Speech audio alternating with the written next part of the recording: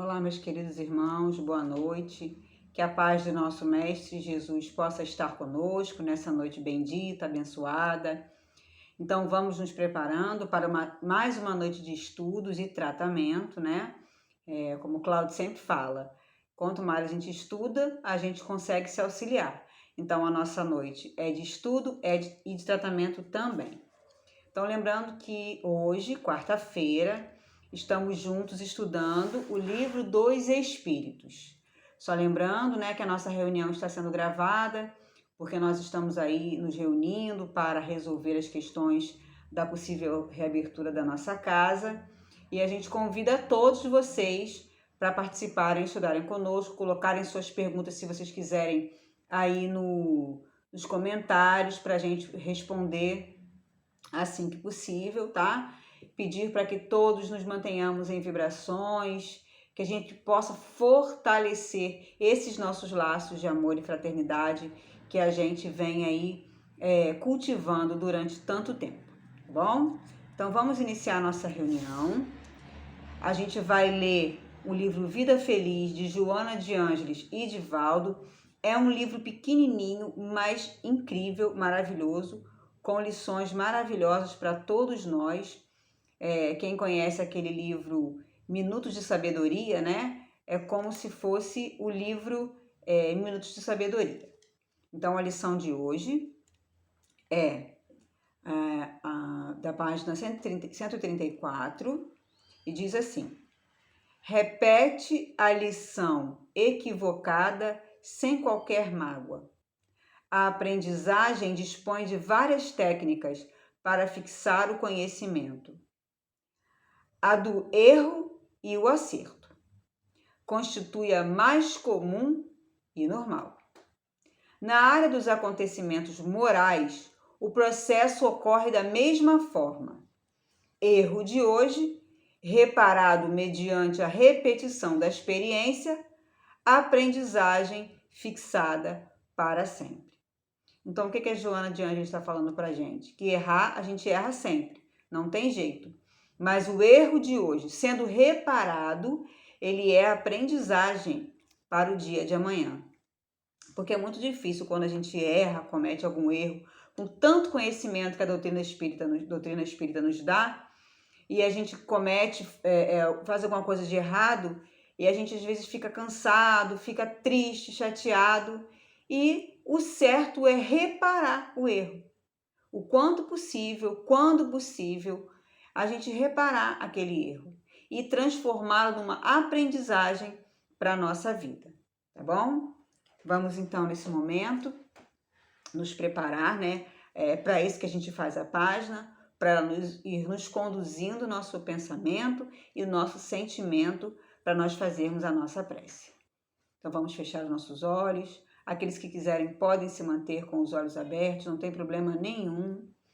Só mantenha-se concentrado, com o pensamento ligado ao nosso Pai, com o coração ligado a Jesus, nosso irmão, com os sentimentos ligados à nossa irmã Joana d'Arc, a essa nossa casa bendita, que nos acolhe, que salva as nossas vidas, que nos tira da loucura, do suicídio e da dor. Como somos gratos, Joana, por estarmos aqui nesses momentos reunidos contigo, Senhora, aprendendo, estudando, reforçando os laços de amor e fraternidade para a vida tão difícil que tem sido nesse ano de 2021, que foi no ano de 2020. E nós estamos aqui, Joana, na sua casa, para recolher, através dos ensinamentos trazidos por Allan Kardec e pelos espíritos amados, pelos espíritos da verdade, esses ensinamentos que vão fortalecer o nosso coração, a nossa mente para a vivência do dia a dia. Queremos agradecer então imensamente essa oportunidade, mas precisamos ainda rogar muitíssimo por cada um de nós, pelas dores que temos passado, pelos sofrimentos, pelas incertezas em nossas mentes e em nossos corações. Precisamos de sua ajuda, Joana, para conseguirmos levar adiante os trabalhos da nossa casa. Pedimos orientação para a nossa diretoria, para todos os trabalhadores de todos os setores da nossa casa, para os irmãos que frequentam e agora estão privados desse momento por conta do Covid. Envolva, Joana, todos nós, que nós possamos manter-nos na fé, na certeza de que o amanhã será diferente, de que amanhã será melhor. Pedimos, Senhor, as tuas bênçãos para todos os nossos irmãos desencarnados que vieram participar conosco dessa noite de estudos, que eles possam receber, Senhor, também das tuas bênçãos e da tua paz. Pedimos, Senhor, ilumina esta casa, ilumina a nossa casa, ilumina toda a humanidade que padece, sofre e chora ainda muito, Senhor. Ainda nesse momento de expiações e provas, iniciando o mundo de regeneração, que possamos nós também regenerarmos o nosso coração, Senhor, à medida que vamos descobrindo a verdade, que é a tua palavra, Senhor. Fica conosco, nos permita iniciar essa reunião em teu nome. Que assim seja. Então, recebendo as bênçãos de Deus, nosso Pai maior, de Jesus, a permissão de Joana, que estará conosco, vamos pedindo a proteção, inspiração e auxílio também aos nossos protetores espirituais, esses amigos amados que ficam conosco, para que eles possam abrir a nossa mente para a gente compreender tudo o que os nossos irmãos, os imortais, vieram trazer para nós através desse livro bendito. Então, continuando a lição, o Cláudio parou na questão 257. Ele já tinha lido um pedacinho, inclusive comentado sobre ele, mas a gente resolveu voltar para não ficar picadinho, porque esse ensaio teórico da sensação dos espíritos, que é o 257, a questão 250, perdão, é isso mesmo, 257. Ela é muito grande, né? São várias páginas de estudo. Então, a gente vai voltar um pouquinho, tentar encerrar num pedaço, para o próximo que pegar o estudo, para quarta-feira que vem, possa dar continuidade dali, né? Então, para quem quiser acompanhar, vocês peguem aí o livro dos Espíritos e abram na questão 257. Não tem como eu falar a página, porque os livros são diferentes, tá vendo? O meu é esse aqui, essa edição, e a página vai ser diferente. Então, por isso a gente sempre fala qual é a questão, que aí fica mais fácil da pessoa acompanhar, tá bom? Vamos lá, então. Pergunta 257. A gente está falando da vida espírita, ou seja, da vida do espírito, não é a vida espírita do espírita, né? A vida do espírito no mundo espiritual. E eu sempre costumo falar que quando a gente estuda a vida do espírito, para a gente se colocar nesse momento como espírito desencarnado, né? Porque aqui o espírito está na vida verdadeira, vivendo no mundo espiritual. Então, esse foi o nosso passado, estávamos lá na nossa casa verdadeira, na vida espiritual, e também vai ser o nosso futuro. Esse vai ser o nosso futuro também, a vida espiritual, né? Viveremos lá amanhã, mês que vem, semana que vem, assim que a gente deixar esse corpo de carne aqui de volta na Terra, tá? Essa é a vida verdadeira. Então, a gente vai estudar como se nós estivéssemos agora lá no mundo espiritual, tá bom? Então, vamos lá. Ensaio teórico sobre a sensação nos espíritos. O que os espíritos sentem, né? Porque a gente vem estudando. Quando está no mundo espiritual, ele sente dor, ele tem fome, essas questões, tá bom? Então, vamos lá. O corpo, lembrando que não é uma questão, tá? Uma explicação de Kardec sobre todo o capítulo. Ela vai ser a última questão do capítulo, antes da escolha das provas. Então, ele vai fazer o fechamento desse capítulo que fala, como eu disse, da vida no mundo espiritual, né? Da vida espírita. O corpo é um instrumento da dor. Então, ele fala só isso e põe um ponto. Porque a gente se assusta quando a gente sente dor aqui na Terra, né? Quando o nosso corpo sofre alguma situação aqui na Terra. Mas o corpo é um instrumento da dor. É para isso que a gente vem com esse corpo físico, para agir aqui nesse mundo e receber as lições através do nosso corpo físico. Se o corpo não é a causa primeira da dor, é pelo menos a causa imediata. A alma tem a percepção da dor. A alma é o espírito encarnado, né? Kardec fala com a gente lá no início que sempre que ele fala alma, ele se refere ao espírito encarnado. A alma tem a percepção da dor. Essa percepção é o efeito. A lembrança que da dor a alma conserva pode ser muito penosa, mas não pode ter ação física. Olha que interessante, está falando que o espírito ele não pode sentir a dor física, porque a dor física ela vem do quê? Do corpo físico. Eu não tenho mais o corpo físico, estou no mundo espiritual, como que eu estou sentindo dor? De fato, nem o frio, nem o calor são capazes de desorganizar os tecidos da alma, que não é suscetível de congelar-se. O que congela é o corpo físico. Eu sinto frio no corpo físico, não no meu espírito. Mas a alma, o meu pensamento, a minha mente é o meu, sou eu espírito. Ela sabe que se eu passar por um lugar frio, eu vou me congelar, eu vou sentir frio. Então, ela guarda essa percepção, tá? Do frio. Nem de queimar-se. Ela não pode nem congelar e nem queimar-se, né?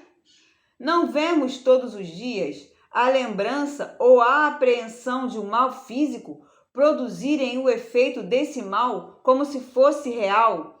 Quando a gente lembra de alguma coisa ruim que aconteceu, um susto que a gente levou, ou a gente foi assaltado, ou comeu algo com um gosto muito ruim, a gente se arrepia, faz, ai, não gosto nem de lembrar. E sente aquela sensação, não é verdade? Aquilo não está acontecendo.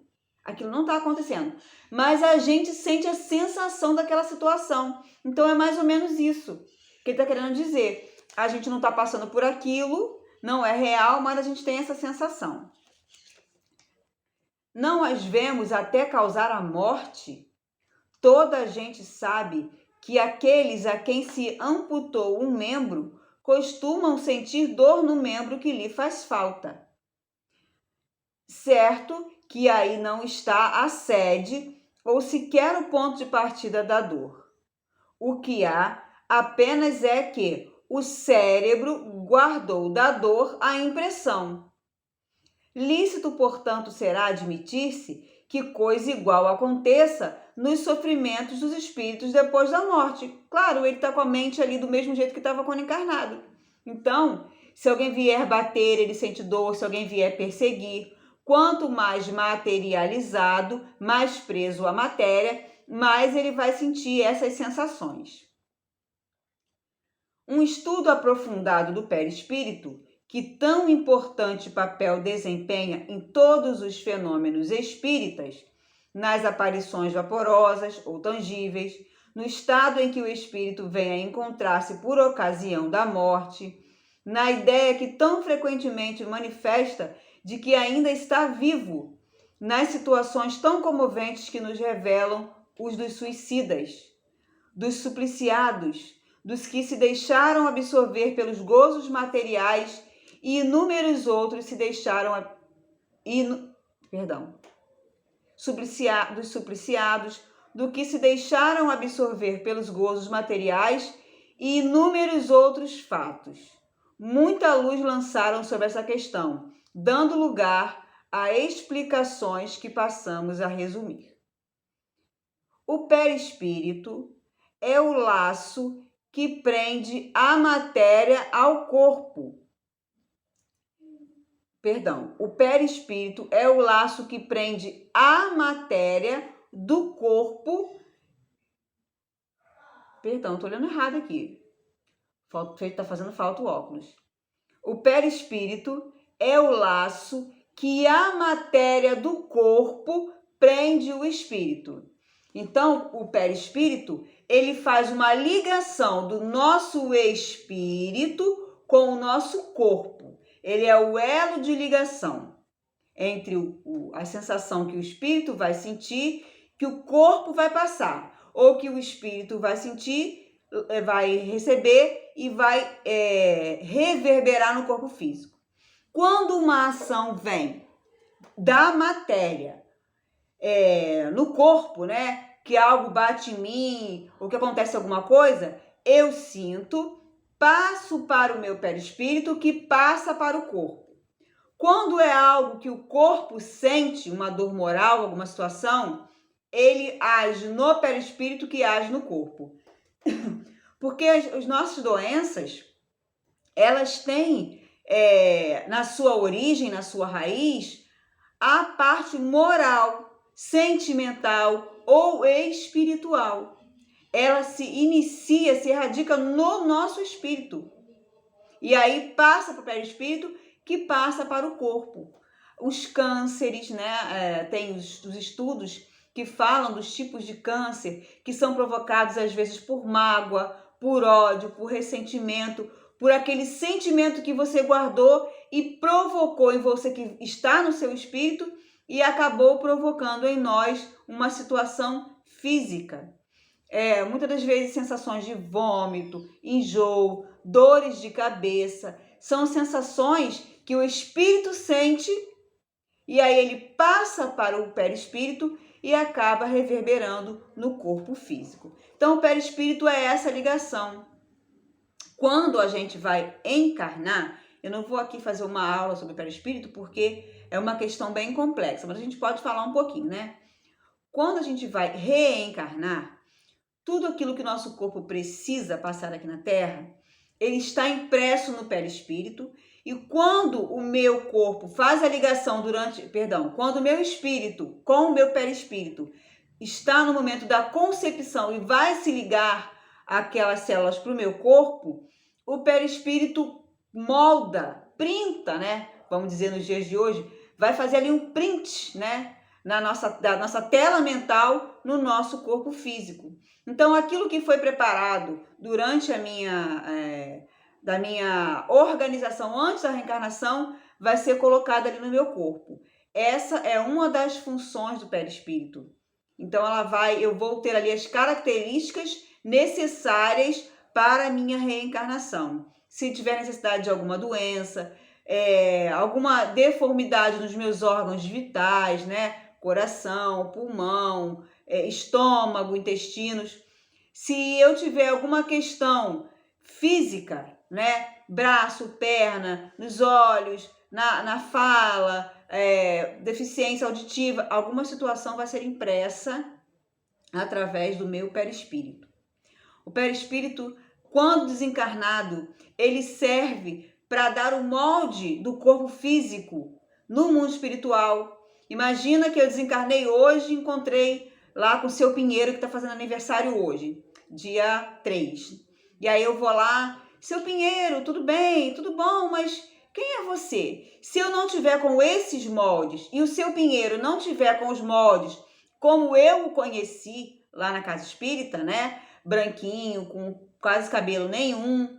E aí eu não vou reconhecer o seu Pinheiro. Eu conheci você no Joana d'Arc. Se ele tiver com o perispírito moldado de uma outra encarnação, perdão, eu não vou conseguir reconhecer o seu Pinheiro.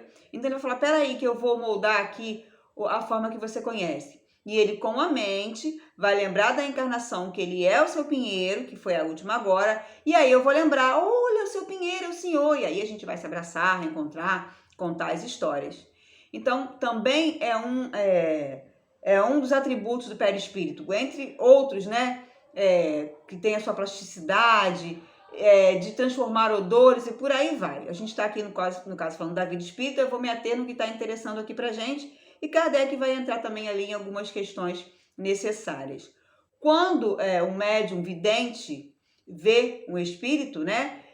Se só o médium vidente vê, também vai entrar em relação ao perispírito do desencarnado com o perispírito do médium. Se for uma materialização, onde todos vamos ver o espírito, também vai entrar a questão do perispírito. Então, ele é muitíssimo importante. A questão do passe magnético. A gente vai receber o passe magnético através do nosso perispírito, né? Receber ali os fluidos necessários para nossa melhora. Então, entre outras várias questões que o perispírito vai ter aí para a gente, tá bom? Então, vamos continuar aqui. Poder-se-ia dizer que o perispírito é a quintessência da matéria, porque ele é sutil. Essa matéria é grossa e ela vai se sutilizando até chegar no perispírito. É o princípio da vida orgânica, porém não o da vida intelectual, porque perispírito não é espírito. Perispírito é uma coisa e espírito é outra. Eles fazem ligação, mas uma coisa é uma coisa e outra coisa é outra coisa. Perispírito é matéria. É uma matéria sutil, mas é matéria, tá? É o perispírito no mundo espiritual, já que estamos falando da vida espírita, ele é o nosso corpo, como se fossem camadas, né? Então aqui eu tenho o corpo físico e aqui no miolo tem o espírito. Aqui eu tenho o perispírito, aqui eu tenho o corpo. Quando eu perco o corpo físico, eu envolvo o meu espírito com o perispírito, que molda, que se faz molde do meu corpo da última encarnação. Conforme a minha elevação, como eu já falei da questão do seu Pinheiro, eu posso moldar um perispírito das últimas encarnações. Vocês lembram no filme Nosso Lar? Quando Lísia está conversando com o André Luiz, e ele fala assim, vamos passear um pouco, mas eu vou com essa roupa? Aí ele fala assim, não, vamos lá que eu vou te ensinar a moldar uma roupa para você. Ele vai pensar, e aí vai se formar a roupa em volta do corpo do André Luiz. O nosso mundo também é feito das questões do pensamento. Porque quando eu quero criar alguma coisa, quando eu quero criar, por exemplo, um quadro, quando eu quero pintar um quadro, não vamos criar, vamos pintar um quadro. Primeiro ele está na minha mente, né? Poxa, eu quero pintar uma flor. Ela vai na minha mente. E aí, é flor vermelha, é uma rosa, não, é uma branca, é uma margarida, é um girassol amarelo. Ela está primeiro na minha mente. Da minha mente, eu vou imprimir na tela aquilo que eu pensei. Então, isso também é moldar. Quando eu quero criar uma roupa, vou fazer assim, com um botão, com não sei o quê, com um emblema, com sei lá o quê, ela vai ter furinho, ela não vai ter furinho, vai ter... Tá tudo na minha mente, não existe. E aí eu vou plasmar. Só que eu aqui na Terra preciso usar os materiais da Terra. No mundo espiritual, eu vou agir sobre o fluido cósmico universal e aí vou plasmar a minha roupa, os meus objetos, né, aquilo do meu interesse, tá? Beleza?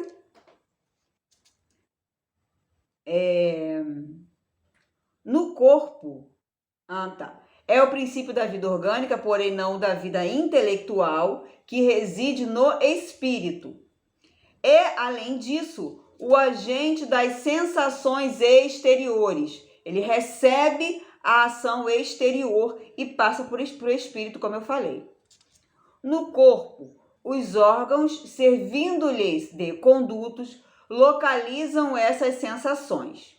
Destruído o corpo, elas se tornam gerais.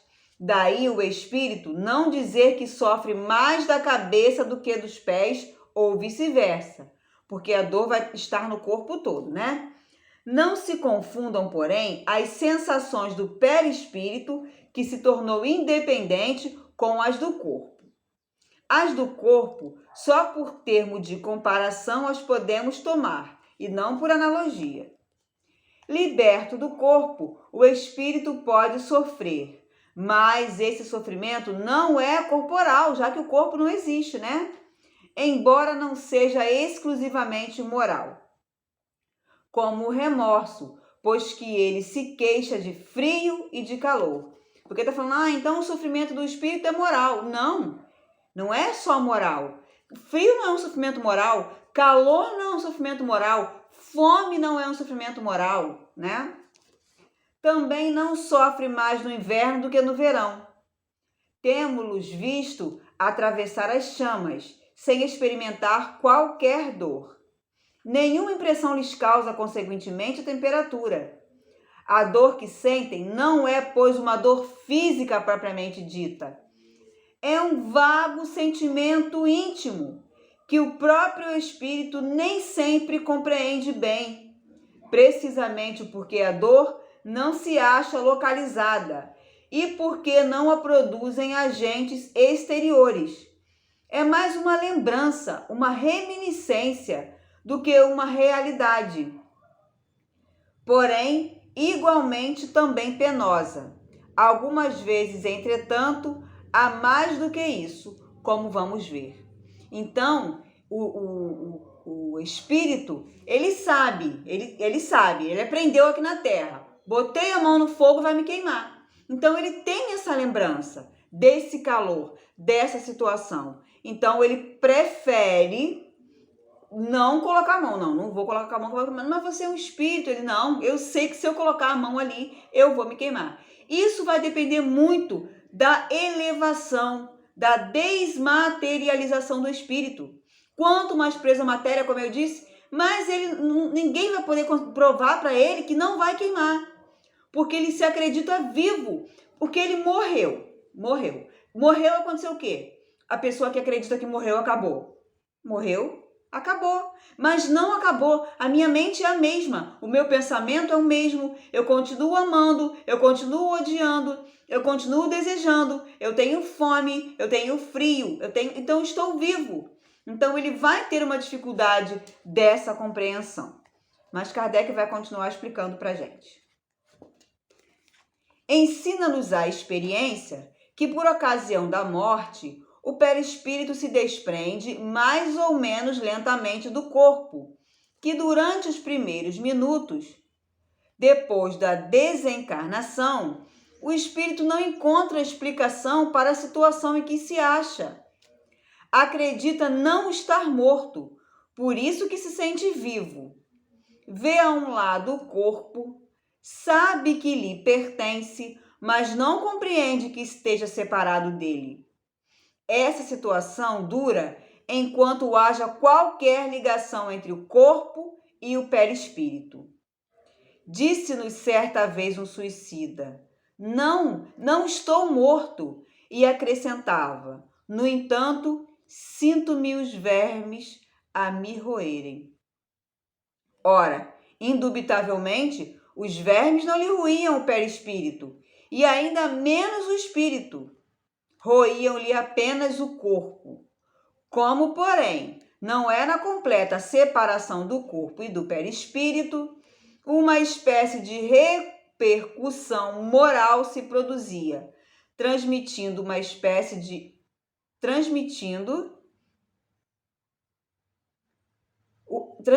ao espírito o que estava ocorrendo no corpo. Repercussão talvez não seja o termo próprio, porque pode induzir a suposição de um efeito muito material. Era antes a visão do que se passava com o corpo, ao qual ainda o conservava ligado o perispírito, o que lhe causava a ilusão que ele tomava por realidade. Assim, pois, não haveria no caso uma reminiscência, uma lembrança, porque não tinha aquilo na cabeça dele. Porquanto ele não fora em vida roído por vermes, havia o sentimento de um fato da atualidade. Isso mostra que deduções se podem tirar dos fatos quando atentamente observados. Eu tenho pavor de barata. E uma vez tinha uma barata na parede e eu fui expulsar ela, botar ela para fora com a vassoura. Daí eu bati nela com a vassoura e fui jogar ela para fora da casa. Daí eu bati, puxei a vassoura, fiquei segurando e falei: caramba, cadê a barata? Voou? Não, ela não voou.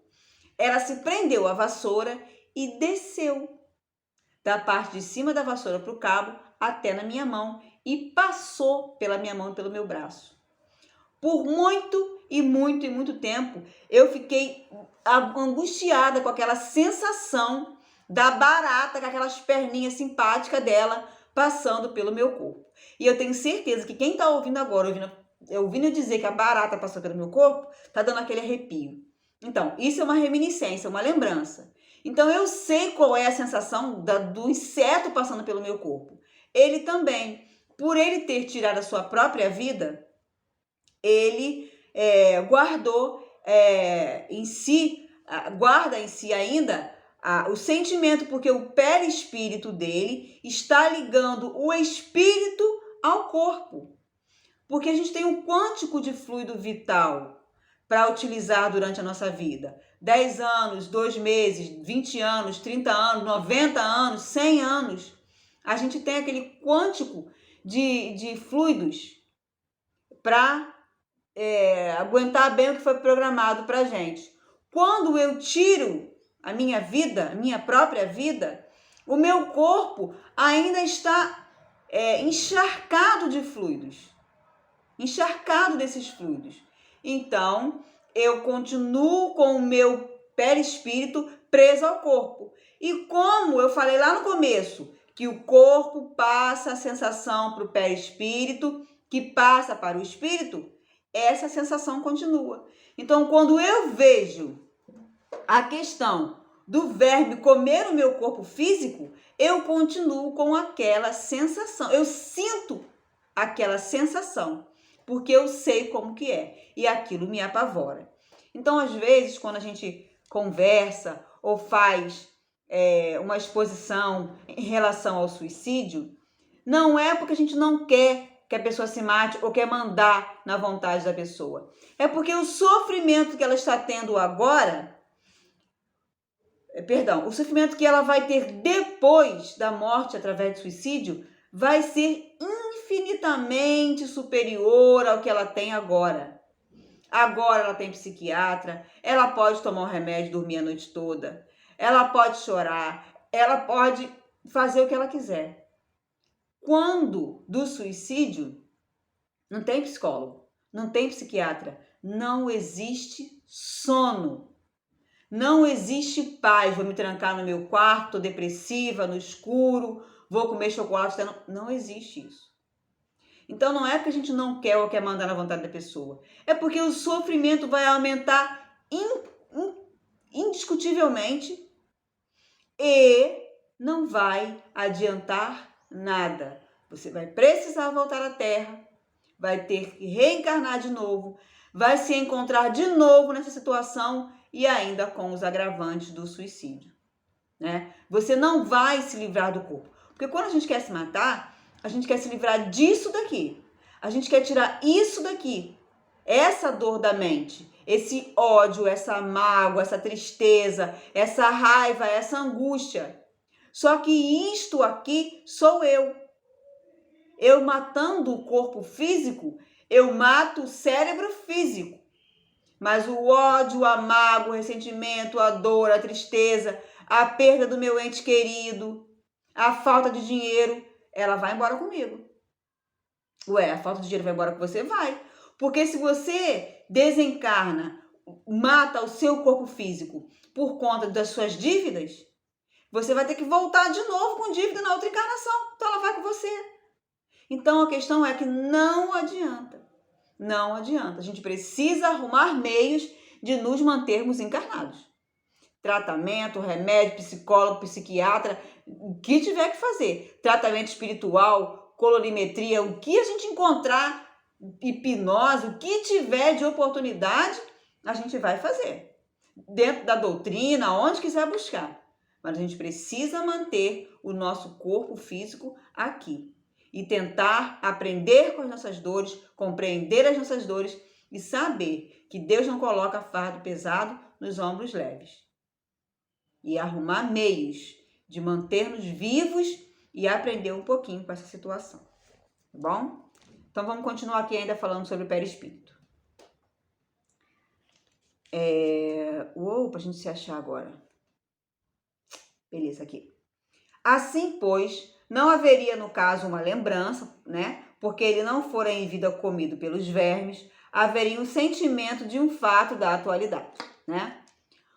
Durante a vida, o corpo físico recebe impressões exteriores e as transmite ao espírito por intermédio do seu perispírito, que constitui provavelmente o que se chama fluido nervoso. Uma vez morto, o corpo nada mais sente, por já não haver nele espírito nem perispírito. Este desprendido do corpo, experimenta a sensação, porém, como já não lhe chega por um conduto limitado, ela se lhe torna geral. Então, agora eu sinto no corpo todo. Ora, não sendo o perispírito realmente mais do que simples agente de transmissão, pois que no espírito é que está a consciência, será lógico deduzir que se pudesse existir perispírito sem espírito, aquele nada sentiria, exatamente como um corpo que morreu. Do mesmo modo, se o espírito não tivesse perispírito, seria inacessível a toda e qualquer sensação de dor. É o que se dá com os espíritos completamente purificados. Sabemos que quanto mais eles se purificam, tanto mais etérea se torna a essência do perispírito, donde se segue que a influência material diminui à medida que o espírito progride, isto é, à medida que o próprio perispírito se torna menos grosseiro. Então, esse perispírito que nós temos, ele está de acordo com o nosso corpo físico, que é extremamente grosseiro. Conforme a gente for, nós espíritos, formos evoluindo, deixando a matéria grosseira, amando, perdoando, evoluindo em todas as questões morais e intelectuais, o nosso perispírito vai ficando mais sutil, mais levezinho. E aí a gente fica menos propenso às ações da matéria, às dores. No livro da Maria João de Deus, Cartas de uma Morta, ela está lá contando, né? Que, na verdade, ela não está contando, ela está ouvindo o instrutor falar com ela, eu quero voltar na Terra. Ela fala, você está falando daquele planeta aonde a dor ainda é imensa, aonde há órfãos, viúvas, aonde há assassinato? Então, lá onde Maria João de Deus está, não existe mais isso, porque as pessoas são de essência boa. Não é igual a gente aqui na Terra está tentando não ser mal.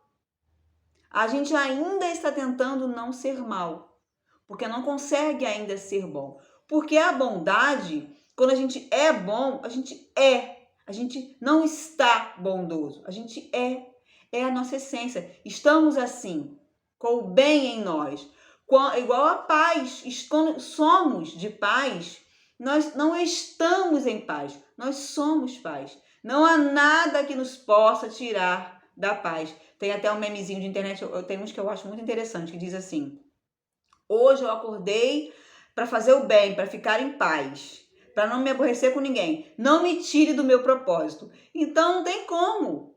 Não é um propósito, é uma ação contínua. Se alguém me tirou a paz, é porque eu não a tinha. Ela não estava em mim. Eu ainda estou no processo, né? Vamos continuar aqui lendo mais um pouquinho. Mas disse-a, desde que pelo perispírito as sensações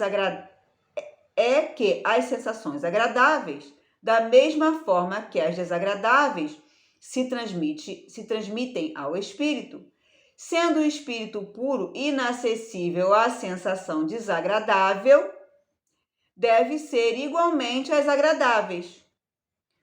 Assim é, de fato, com relação às que provêm unicamente da influência da matéria que conhecemos.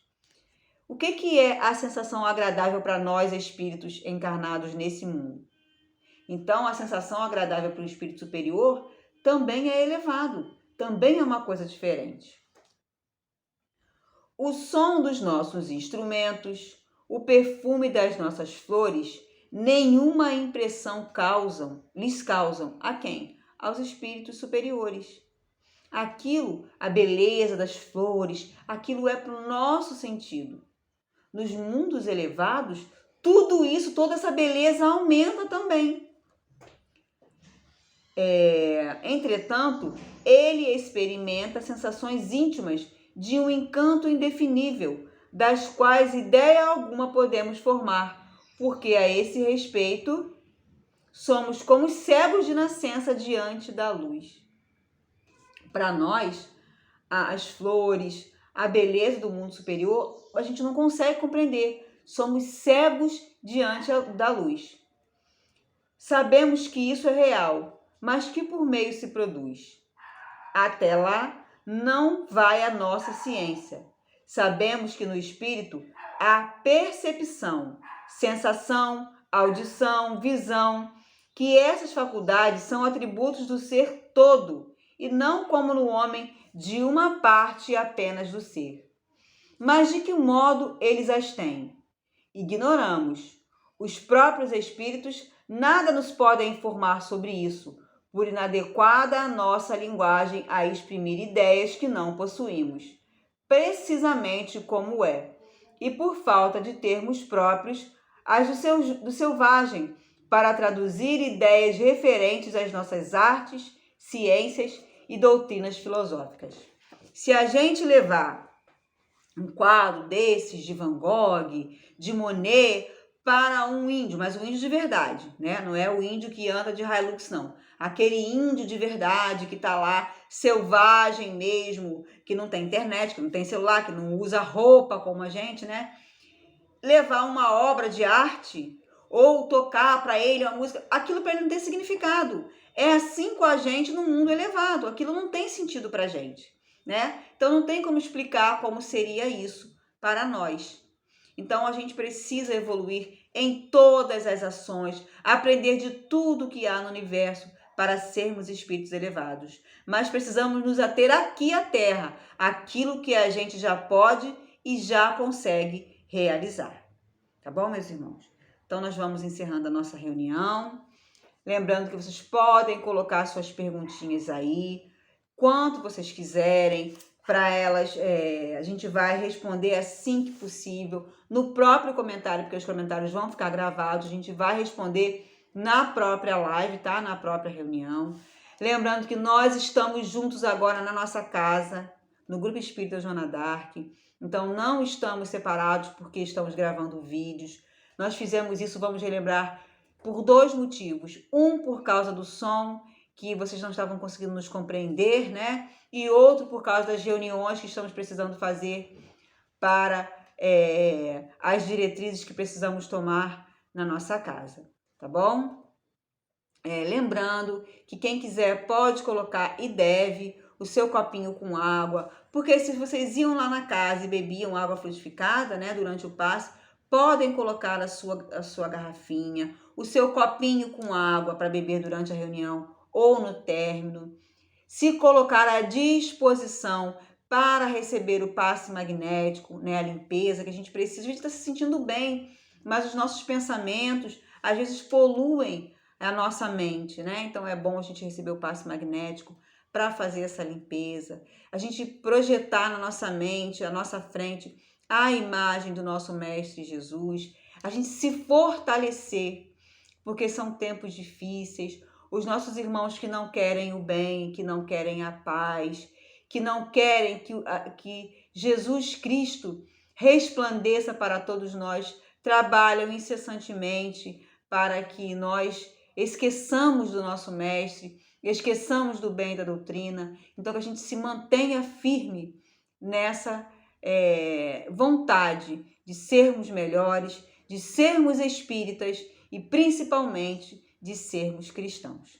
Tá bom, meus irmãos? Vamos então unir os nossos pensamentos nesse momento, fazer na nossa tela mental a imagem do nosso Mestre Jesus, com a sua túnica alvinitente, branca, reluzindo o sol, os seus olhos brilhantes, cheios de luz, interpenetrando os nossos sentimentos. Vamos nos entregar a Ele. Ele sabe das nossas falhas, Ele sabe das nossas dores, das nossas dificuldades. Mas nós sabemos também que muito disto que está em nós podemos mudar. É só querermos que esse mal que ainda cultivamos, temos com a ajuda do nosso Mestre, de tirar ele de dentro de nós. Nós temos como fazer isso. Vamos pedir então, Senhor, Põe a sua mão sobre nossas cabeças, como fazia, Senhor, naqueles tempos memoráveis, quando vieste à terra ter conosco, quando, em frente ao mar da Galileia, olhava-nos profundamente, quando dizíamos a Ti, Senhor, cura-nos, pedimos mais uma vez, cura-nos, Senhor, põe a sua mão sobre nossa fronte, queremos te pedir, liberta-nos, Senhor, desse mal dentro de nós, liberta nossa alma do erro, liberta nossa mente, Senhor, do egoísmo, da vaidade. Permita-nos, Senhor, que nós vejamos os nossos irmãos com os mesmos olhos que o Senhor nos está olhando agora, com esses olhos cheios de complacência e compaixão. Permita que nós vejamos nos nossos irmãos, Senhor, a Tua imagem e que possamos amá-lo como o Senhor nos ama. Que nós possamos, Senhor, querer o bem dos nossos irmãos, assim como o Senhor quer o nosso bem. Que nós possamos, Senhor, amar, que nós possamos, pelo menos, Senhor, aceitar os nossos irmãos, porque eles também são cheios de dificuldades e dores, e nós somos cheios de dificuldades e dores. Abençoa essa nossa reunião, abençoa todos os nossos irmãos desencarnados que vieram, Senhor, aqui também estudar, aprender. Envolve com o teu manto de amor cada um de nós, Senhor, em nossas necessidades. Firma o nosso pé, Senhor, sobre a rocha da fé e da verdade. Que o Espiritismo traga para nós a certeza da vida nova, a certeza de que tudo que estamos passando hoje, Senhor, é necessário para o nosso coração. Que Joana d'Arc possa nos abençoar, nos amparar, nos fortalecer para a nossa vida, para o nosso amanhã, para o nosso fim de ano e para a nossa nova vida, Senhor, que virá a partir do ano novo, e que os propósitos que não conseguimos fazer, Senhor, nesse ano que passou, se renovem, mas que também se efetivem, Senhor, para o ano de 2022. Não desista, Senhor, de nenhum de nós. Fica conosco, Mestre, hoje, agora e para sempre. Que assim seja, meus irmãos. Que a paz do nosso Senhor esteja em nossos lares nesse momento e em nossos corações. Que assim seja, graças a Deus.